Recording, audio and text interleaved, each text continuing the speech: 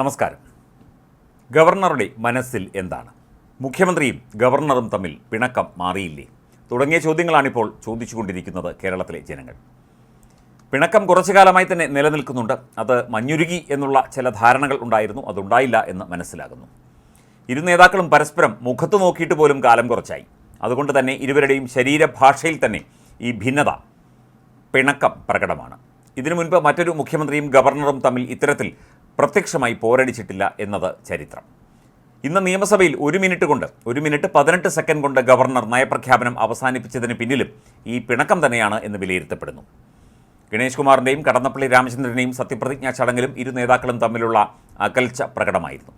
ഇന്ന് മുഖ്യമന്ത്രി കുറച്ച് മയപ്പെട്ടു എങ്കിലും ആരിഫ് മുഹമ്മദ് ഖാൻ അമ്പിനും വില്ലിലും അടുക്കാത്ത അവസ്ഥയിലായിരുന്നു.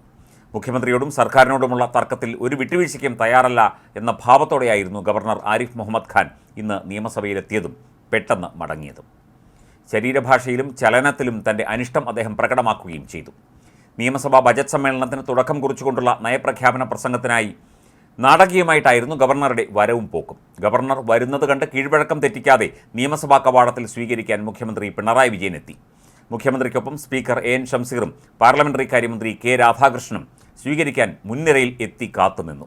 കൃത്യസമയത്ത് തന്നെ എത്തിയ ഗവർണർ മുഖ്യമന്ത്രിയിൽ നിന്നും സ്പീക്കറിൽ നിന്നും ബൊക്കെ സ്വീകരിച്ചു. മുഖ്യമന്ത്രി ബൊക്കെ കൈമാറിയതും പുഞ്ചിരിക്കാതെയായിരുന്നു. എന്നാൽ മുഖ്യമന്ത്രിയുടെ മുഖത്ത് നോക്കാനോ ഒരു പുഞ്ചിരി കൈമാറാനോ ഗവർണർ തയ്യാറായില്ല. മുഖ്യമന്ത്രിയുടെ മുഖത്ത് പോലും നോക്കാതെ ബൊക്കെ വാങ്ങി ഗൗരവഭാവത്തിൽ അലക്ഷ്യമായി ഒരു കൈകൂപ്പൽ നടത്തിയ ശേഷം ഗവർണർ മുന്നോട്ട് നടന്നു. കൈ കൊടുക്കാനും തയ്യാറായില്ല. തുടർന്ന് നിയമസഭയ്ക്കുള്ളിലേക്ക് കയറിയ ഗവർണർ മുഖ്യമന്ത്രിയെ കാത്തു നിൽക്കാത്തതിനെ സ്പീക്കറുടെ ഡയസിലേക്ക് പോയി. പോകുന്നതിനിടെ എഴുന്നേറ്റ് നിന്ന് ഭരണപക്ഷ നിരയിലെ മന്ത്രിമാരടക്കമുള്ളവർ കൈകൂപ്പിയെങ്കിലും അവരുടെ മുഖത്ത് പോലും നോക്കാതെയും പുഞ്ചിരിക്കാതെയുമായിരുന്നു ഗവർണർ പോയത്. നയപ്രഖ്യാപന പ്രസംഗം 1 മിനിറ്റിനുള്ളിൽ അവസാനിപ്പിച്ച 1 മിനിറ്റ് 18 സെക്കൻഡ് കൊണ്ട് അവസാനിപ്പിച്ച ഗവർണർ ആരിഫ് മുഹമ്മദ് ഖാൻ മടങ്ങിയപ്പോഴും ഈ ഭിന്നത പ്രകടം. ദേശീയഗാനത്തിന് ശേഷം ഗവർണർ പ്രസംഗിക്കാനായി എഴുന്നേറ്റ് നിന്നപ്പോൾ എല്ലാം ഒത്തുതീർപ്പായോ എന്ന് പ്രതിപക്ഷ നിരയിൽ നിന്ന് ചോദ്യങ്ങൾ ഉയർന്നു. തുടർന്ന് ആമുഖം വായിച്ച ശേഷം ഞാൻ അവസാന ഖണ്ഡിക വായിക്കുകയാണ് എന്നറിയിച്ചു. തുടർന്ന് അവസാന ഖണ്ഡിക വായിക്കുകയും ദേശീയഗാനത്തിന് ശേഷം ഉടൻ സഭ വിടുകയുമായിരുന്നു ഗവർണർ ചെയ്തത്. പോകുന്ന ഘട്ടത്തിലും മുഖ്യമന്ത്രി കൂടെ ചെന്നെങ്കിലും അദ്ദേഹത്തെ തിരിഞ്ഞുപോലും ഗവർണർ നോക്കിയില്ല. മുഖ്യമന്ത്രി സീറ്റിൽ നിന്ന് എഴുന്നേൽക്കുന്നത് പോലും കാത്തുനിൽക്കാതെ അതിവേഗത്തിലാണ് ഗവർണർ ഓടി മടങ്ങിയത്. ചുരുക്കത്തിൽ മുഖ്യമന്ത്രിയും ഗവർണറും തമ്മിലുള്ള പോര് തുടരുമെന്ന് തന്നെയാണ് ഇന്നത്തെ ഇവരുടെ രണ്ടുപേരുടെയും ശരീരഭാഷയിൽ നിന്ന് വ്യക്തമായതും. അതേസമയം ലോക്സഭാ തെരഞ്ഞെടുപ്പ് വരെ ഈ ഉടക്ക് തുടരുമെന്നാണ് സൂചന. കേന്ദ്രവിരുദ്ധ വാദമുയർത്തി വോട്ട് പിടിക്കാനാണ് CPM ലക്ഷ്യമിടുന്നത്. അതുകൊണ്ട് ഇപ്പോഴത്തെ ഈ പോര് തുടർന്നു പോകും. ഇത് മുന്നിൽ കണ്ടാണ് എല്ലാം ഒത്തുകളിയാണെന്ന വിമർശനം പ്രതിപക്ഷം ഉന്നയിക്കുന്നത്.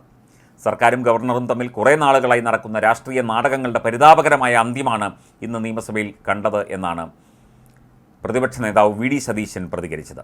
യഥാർത്ഥത്തിൽ സർക്കാർ തയ്യാറാക്കി കൊടുത്ത നയപ്രഖ്യാപന പ്രസംഗത്തിൽ ഒരു കാര്യവുമില്ല.